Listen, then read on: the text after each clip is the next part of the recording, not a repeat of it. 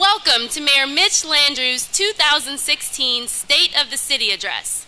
So it's great to see all of you this morning. To all of our council members that are with us today, thank you so much for being here and thank you for your partnership. To the deputy mayors, to all of the department heads, to all of the men and women that work for the New Orleans City, the police department, NORDC, to all of our young boys and girls from our NORD camps. Thank you all so much for being with us today. You guys give yourselves a round of applause.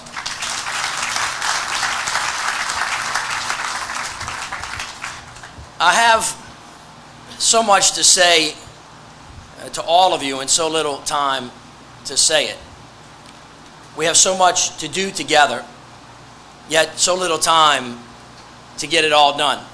We've been together 6 years and change, and we have less than a year and a half to go. But I came here to tell you today that the state of your city is strong, and it's getting stronger every day. Your city, the city of New Orleans, has become a shining example to all of America of what is possible. Indeed, we are here today in the heart of our city, looking out over the rooftop, in case you're wondering why you're here. Today, it is a beautiful view, but it has not always been that way. I want y'all to think about where we were 11 years ago. Many of us were on rooftops for a very different reason. We retreated to the rooftops to escape the flood. Being on the rooftop was about survival. But today, we return to the rooftop not to run from danger, but to rejoice in what we see before us and look with hope and optimism well into the future. You see, because from here you can look out and you can see not only our cultural history, but the new way of doing business on display. See, from here you can see the Lafitte Greenway, Susan, which connects the bayou where native traders first settled the land. You can see all the way to Congo Square, a precious gathering place and the cradle of jazz. A pathway through a once segregated neighborhood, now bringing people together, creating a new way into the future. You can see Willie Mae's Scotch House. You can see Dookie Chase, where the mothers and fathers of the civil rights movement break bread, and where we still break bread together every day. You can see the newly renovated Carver Theater and the new Zulu headquarters, both cultural institutions tied to our past, yet leading us down the pathway to the future. And then there's this building that you're sitting on top of right now, the Refresh Project. Now, if you're honest with yourself, it's one of those things that you would have said would have been pie in the sky even a few years ago, let alone right after the storm. Right here on Broad in Bienville, a Whole Foods. I mean, seriously. Right here, a Whole Foods, with a community center, with a wellness center, with terrific not-for-profits like Liberty's Kitchen, which are saving lives every day, and you saw proof of it this morning. I'd stand up so they can see you.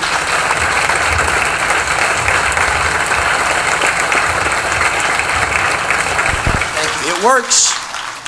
From this great place, you can see Phyllis Wheatley and Morris Jeff, just two of the 30 new world-class schools that our children so desperately needed and they so rightly deserve. Now, nearly every child attends a public charter school, and we are, in this city, improving faster than anybody else in the world. Our graduation rates are up 25%. Our dropout rates are down. Our young African-American men are graduating at rates higher than anywhere in the state and anywhere above the national average. That's pretty good. You know this, and I know this as well. Of all the stuff that we're doing, the pathway to the future goes through the schoolhouse door, and our kids are storming through it. We're getting better, and guess what? We're getting better fast. Ladies and gentlemen, that is progress. And now, here's the thing. We've got to build on that progress. Our schools are coming back into local control.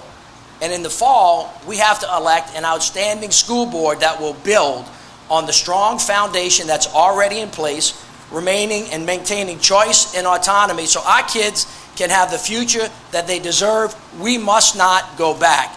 That is really important. From this rooftop, you can also see the University Medical Center and the soon-to-be-open VA hospital. Add these two anchor institutions to the 50 healthcare clinics, along with the New Orleans East Hospital, and we have world-class healthcare in the city of New Orleans. Furthermore, the enrollment under our state's newly expanded Medicaid program has begun. In Orleans Parish alone, more than 35,000 people have enrolled in just a few weeks, and they will have access to necessary preventative care like never before. Unbelievable, in your city, in your town, world class.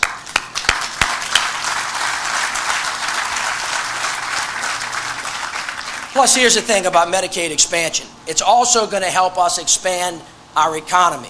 After all, we need healthy workers to fill the 15,000 new jobs that we have created together since 2010. And guess what? There are more jobs that are on the way. First place to look, at your brand new airport. Already 10 million people are coming through Louis Armstrong every year.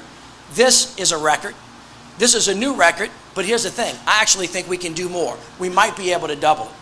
So after starts and stops, talking and doing nothing, in January, this team broke ground on a new airport. It's going to mean more jobs, more flights, more business, more good things for the city of New Orleans.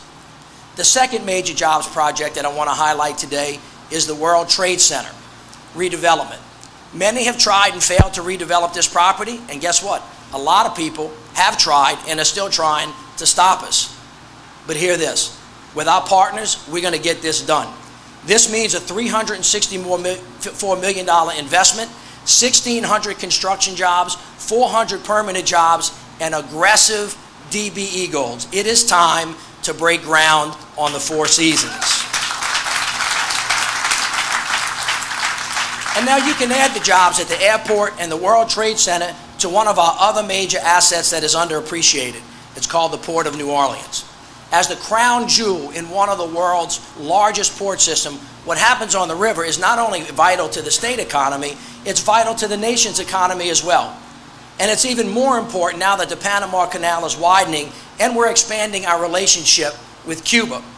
Since 2012, another $100 million has been invested in the port.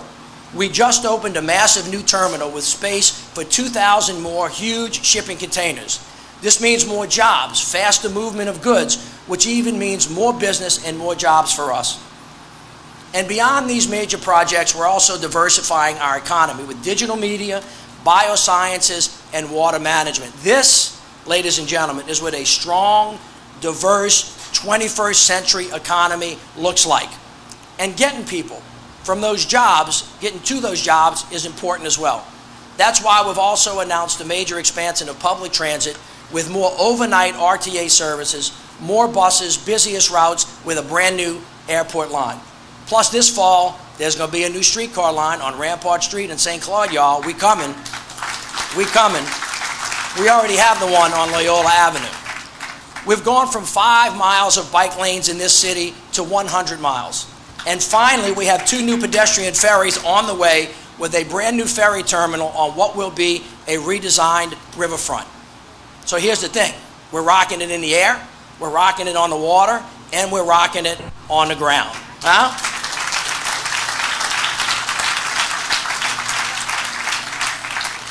All right, that was the good news. There's a little more to come. So now I want to talk to you about streets. Yeah, that's right. It is a painful but good sign that nowadays I am getting more complaints about construction delays than potholes. Although to be sure, you know and I know, I get plenty of both. So I want to tell you what the facts are. We have done more street work in the last 6 years than has ever been done in that time frame in the history of the city.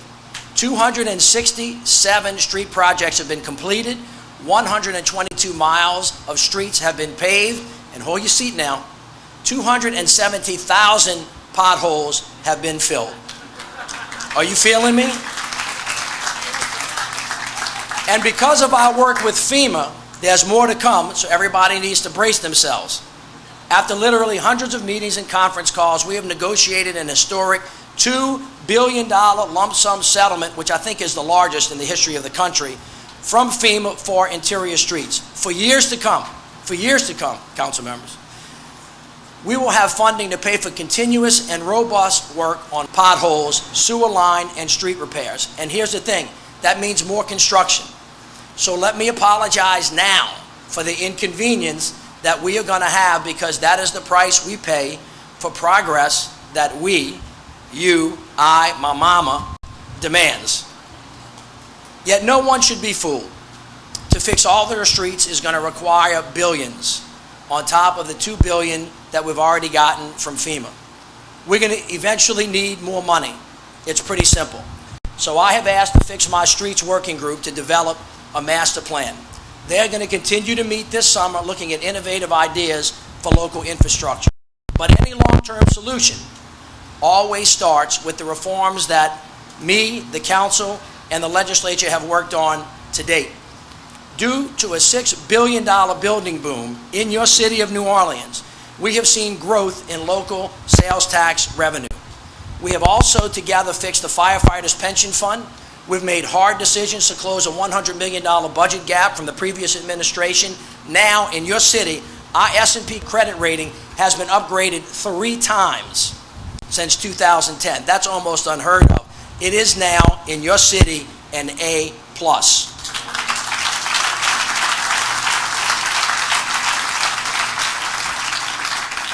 Simply explained, this means lower interest rates, which means millions less of your money going to the big banks and more of your money going into streets, recreation, and public safety. This is really good news.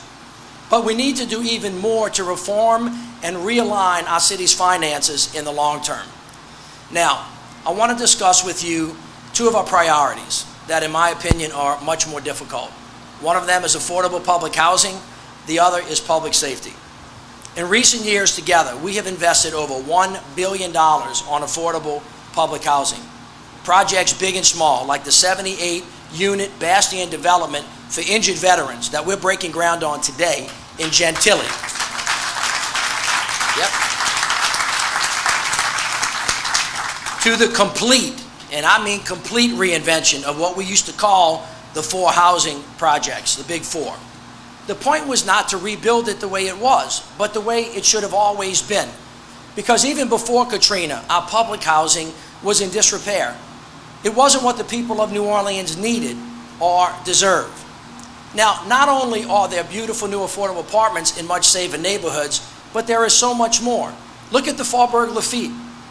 It's sitting right there. There's also a community center, a pool, nearby schools, nearby parks, playgrounds, and businesses. So when President Obama came to New Orleans and visited Faubourg Lafitte, he saw a holistically redeveloped, vibrant, affordable community right here in the heart of a red-hot housing market. And ladies and gentlemen, you can get it, I'll take it. And ladies and gentlemen, that's another unmistakable sign of our progress and how far we've come in the city of New Orleans, a private housing market that, quite frankly, has been off the charts. We should remember, because we have short memories, that in 2010, the New Orleans neighborhoods were struggling. Everybody in here was wondering whether anybody was actually even going to come back. Y'all remember that? Well, guess what? Now we don't have to wonder anymore. We know the answer. Your city is one of the fastest growing major American cities, and we have one of the largest and highest metro area economic growth rates in the country. We were the most blighted city in America. Now we're reducing blight faster than anywhere else in the country. 15,000 blighted units gone. The private housing market has set records for properties being bought and sold. Citywide property values are up 54%, and the values of some homes has doubled and even tripled. Now this means more money for homeowners. It means more generational wealth for New Orleans families. This is a very positive development, but here's the thing. When there's a positive development, it also comes with a very serious set of challenges. People are flocking here, but rising demand and job growth means that since 1999, rents have also increased by 50%.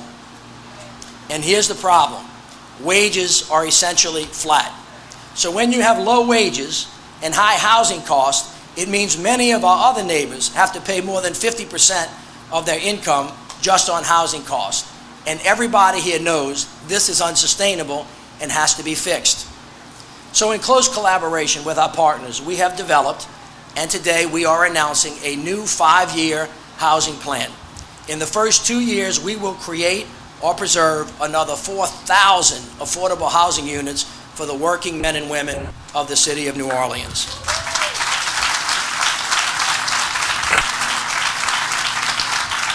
And I am going to work very closely with our city council members, and thank you all for your input, and the City Planning Commission to put in place new inclusionary zoning policies that will require more affordable units at major new private multifamily developments. And we will develop and thank you. And we're going to develop and completely redesign our city economic incentives so we can further increase affordable housing production. Through these efforts, we will incentivize a more innovative, equitable, and strong private housing market in the city of New Orleans. Thank you. But here's the catch. You can't have economic opportunity, you can't have healthy families, you can't have thriving neighborhoods without public safety. The first and most important thing that we all do every day.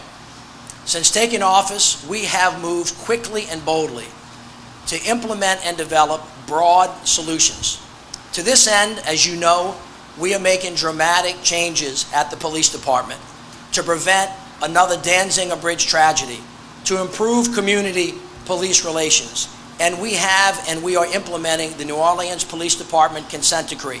This is, ladies and gentlemen, without doubt, the most comprehensive, complete police reform in American history. Chief, thank you for helping us lead that, and thank all the men and women at the police department for doing this probably at the most difficult time. We now insist on transparency in our police department with body cameras. We are retraining for community policing, holding everybody accountable. We're growing the department so that now we have more high-performing police officers on the streets and in our neighborhoods. We have 2 recruit classes in session right now. One's going to graduate in July, and another recruit class is going to start immediately after that. We're making progress. And the Independent Consent Decree Monitor says that they have, and I quote, witnessed a transformation in the attitude and commitment of NOPD management toward change by marked commitment and cooperation throughout the department. Our goal is for the police and the community to be one, right? Now nobody exemplifies this idea better than Officer Natasha Hunter. She comes from a family of police officers. She tirelessly served the people of New Orleans until she was tragically killed in the line of duty earlier this month. Will you please join me in a moment of silence for her and for her family?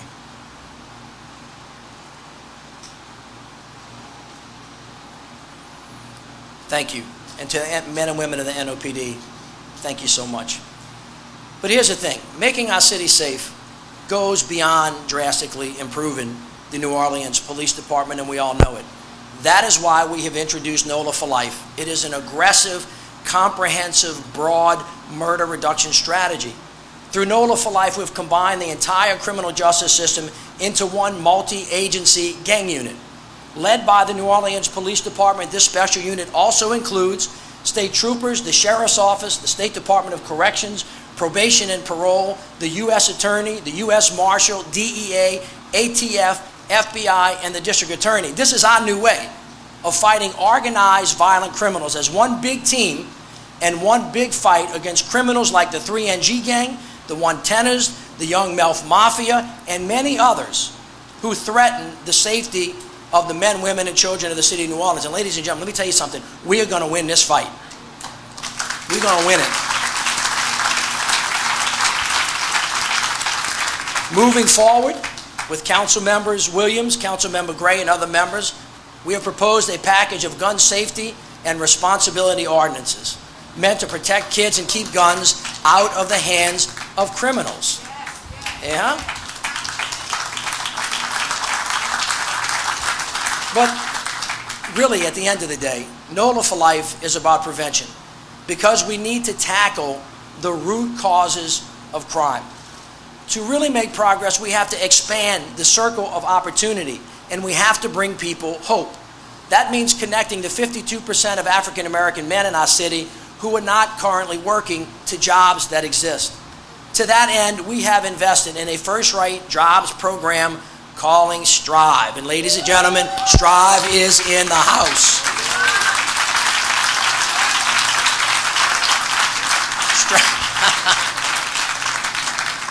Strive creates pathways to prosperity through a crash course on everything professional. And it can be intense, but it gets you ready to go to work. Earlier this month, we celebrated our 8th graduating class on Strive. Right? Come on. Through Strive, our partners like the Urban League, thank you, Job One, we've connected 241, mostly African American men, to jobs. 80% are still working after 6 months. That's how we know it works.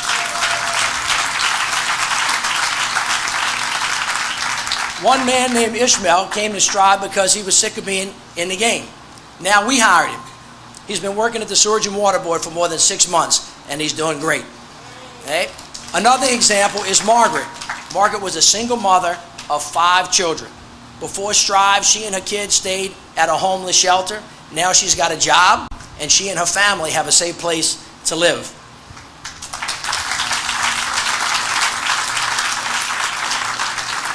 In a similar vein, another aspect of our economic opportunity strategy is our re-entry program. We want to help people exiting prison so the returning citizens never, ever go back. A great example is our outstanding Strive staffer, Patrick, who is with us today. Patrick, stand up so they can see you.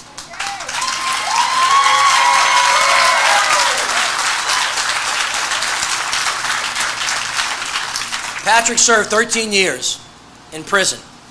But somewhere along the way, this young man decided that he wanted to change.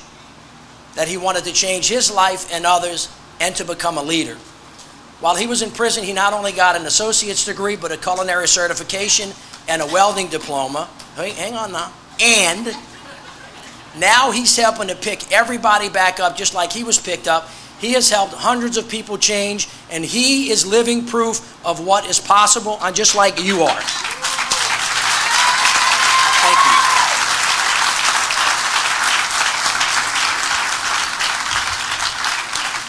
So now here's the thing. Because of all of these public safety initiatives, all of them together, law enforcement, front end, middle end, back end, prevention, today we are seeing incredible progress. Today, we are going to release our 4-year progress report on Nola for Life.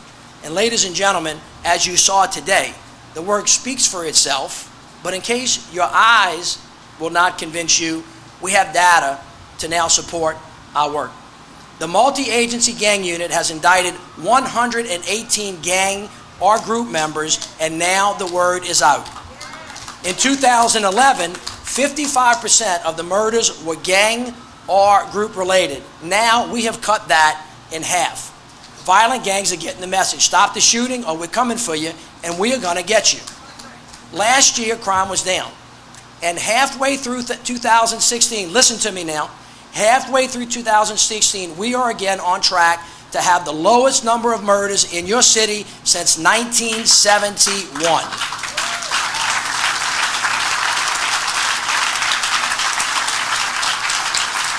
In fact, since we launched Nola for Life in 2012, we've reduced murder more than any other similar peer city. This is good news. But that said, for the first quarter of 2016, other types of crime have now ticked back up. Scary, armed robbery, and carjackings. And response times have still been too slow. This is still unacceptable. By moving dozens of officers from behind desks to the street and funding more overtime, together we launched nearly 100 officer surge on the streets of the city. But we're also working to ensure that police officers are focused like a laser on violent crime and not on low-level property crime, fender benders, or more importantly, false alarms. So above all else, safety is our top priority. And that is true whether it's the police department, our focus on reentry or prevention, or our city's jail. Now, since taking office, we have pushed for sweeping criminal justice reforms. And that includes pushing back against a very long history of over-incarceration, mismanagement, and dysfunction at the Orleans Parish Jail. In 2010, the sheriff submitted a plan for a massive, completely unjustifiable 5,800 bed complex, 700% larger than the national average. And we said no. Today, we are not only right-sizing the jail, but we have invested more to ensure better care. Taxpayers, federal, state, and local, have invested nearly $250 million to build this brand new state-of-the-art jail and its administrative facilities. At the same time, this city council, through the hardest of times, more than doubled the sheriff's annual budget from somewhere around $28 million to about $60 million. But unfortunately, that has not made the jail work better. So let me be clear. Having a safe, secure, right-sized, well-managed, fiscally responsible, and constitutional jail is important for the city's public safety. Earlier this morning, just a couple of minutes ago, Judge Lance Afric ordered that the jail will now be run by an independent jail compliance director. This person will have full and independent authority to hire, to fire, to contract, and to operate the jail. That jail director will not only be responsible for bringing the jail into compliance with the consent decree, but will also run the budget so that we will have better oversight over tax dollars. And as have we requested for years, the jail will also adopt policies more open and transparent for competitive contracting, comprehensive financial reporting, just like we have done at City Hall.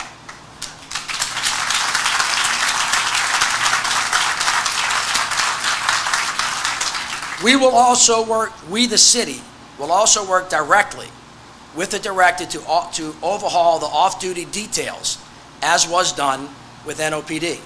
And the jail compliance director will also look for cost savings in the existing operations so that our money can be spent on building the NOPD and your citizens' priorities. No doubt, we still have a lot of work to do, including finalizing the plans for housing our youth offenders and our inmates with medical and mental health needs.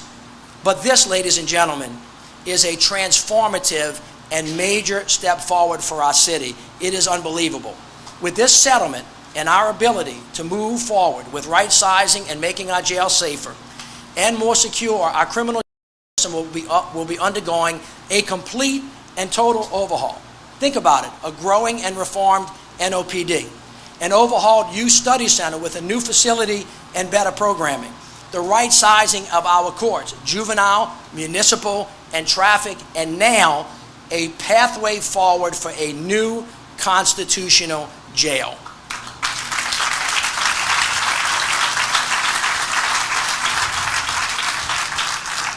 No doubt that this is all hard work, but we've proven that we can make a difference. We know how to get better fast. We know how to win. But here's the thing, you guys, we still have a long way to go in this city. There is still too much poverty, too much crime, too many shootings, too many deaths, not enough jobs, too much distrust, too much alienation and fear, too many broken families, Pastor, and yeah, too many broken streets. So many of us live a block away from each other, but we often live a world apart. And here's the thing, when we are together, we have shown that there is nothing that we cannot do. But too often in this city, we hear, hey man, not in my neighborhood, not my kids, not my problem. We have to break down the barriers that divide us and make sure that no one, is being left behind. Just last week, we announced another initiative called Equity New Orleans, which will do just that. So let's today reject the lie that any of us can prosper without the support of others. Let's reject the lie that things have always been this way and will always be this way. We have proven this not to be true. Over many years, we've created these problems together so we can fix them together. That means doubling down on Nola for Life, NOPD reform, and crime prevention. It means right-sizing the jail and running it correctly. It means investing more in recreation, and we've tripled the budget already.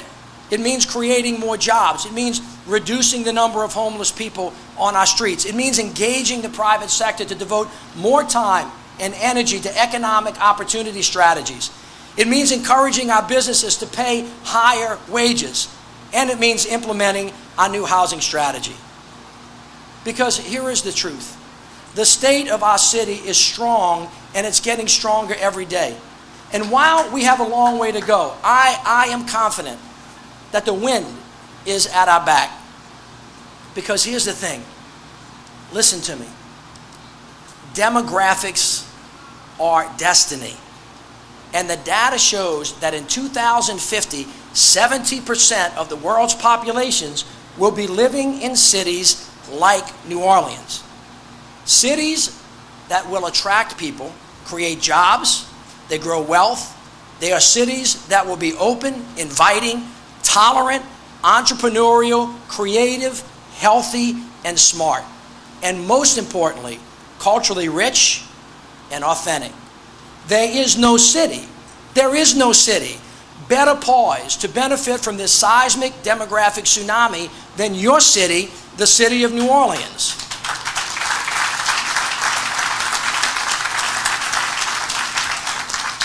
So hear me now.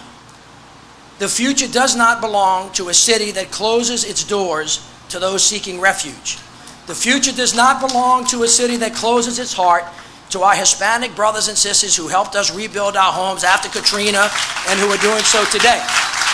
Or to our Muslim neighbors who assert their religious liberty to choose his or her faith, or to the LGBT community who to this day remains under assault.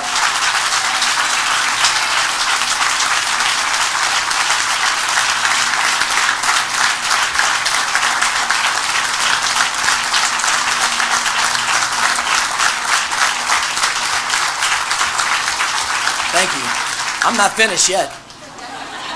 The future doesn't belong to a city who closes itself off from young African American boys and girls who still feel left out of the mainstream, or to working class New Orleans left behind by an economy that is rigged and rewards a fruit. And finally, the future can never belong to a sleepy southern town that just kicks back and spends any time, Pastor, revering the Confederacy. Now you can stand up.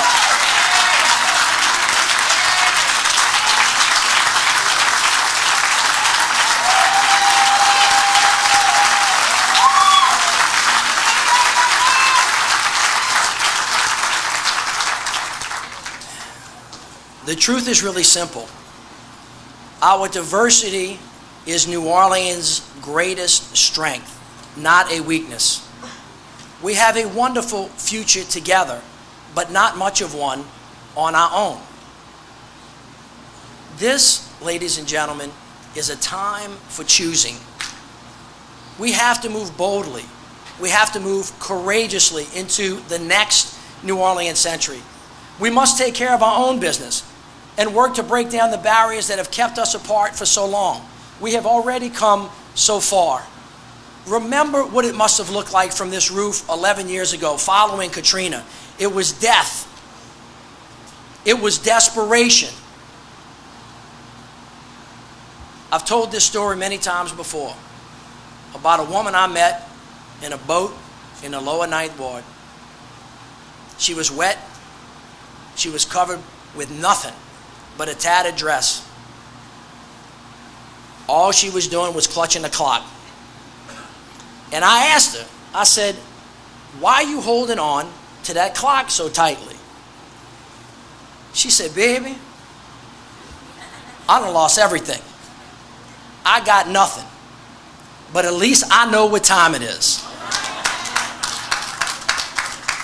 She lost everything, but she was holding on to the only thing that she had left, and that's all she needed. So now I want you to flash forward 11 years real quick in your mind. A couple months ago, James and I and some folks were opening up a new CVS in the lower Ninth Ward, the first national retailer ever in the lower Ninth Ward. And there we are, smiling for the cameras, getting ready to cut that ribbon. Won't you know it? Somebody yells from the back, "I got something to say." Like right about that time, any politician goes, "Uh-oh, something bad's about to happen." And there she was. She said her name was Margie. Margie, stand up so they can see you.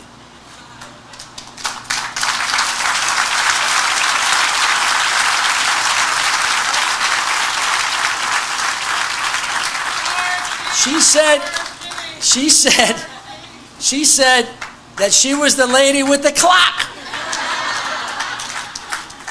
And you know it's hard for me to be speechless, right? I did not know what to say. And I sat there and I looked at that beautiful woman, and that's when I learned the rest of her story. You see, after we pulled her out the water, put her on the St. Claude Bridge and sent her on her way to go back and get some other folks, she made her way to a place where they evacuated her to Houston.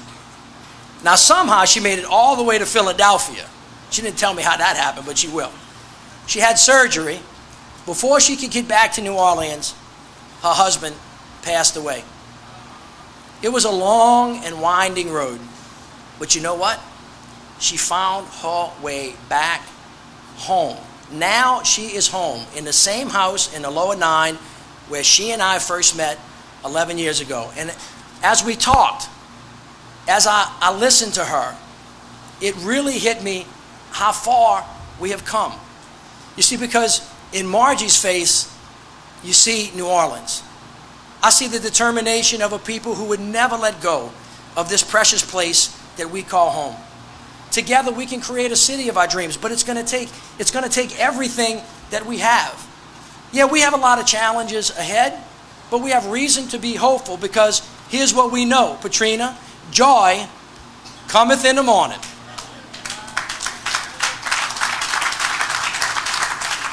So in closing, Pastor, after this very short speech on this cool roof,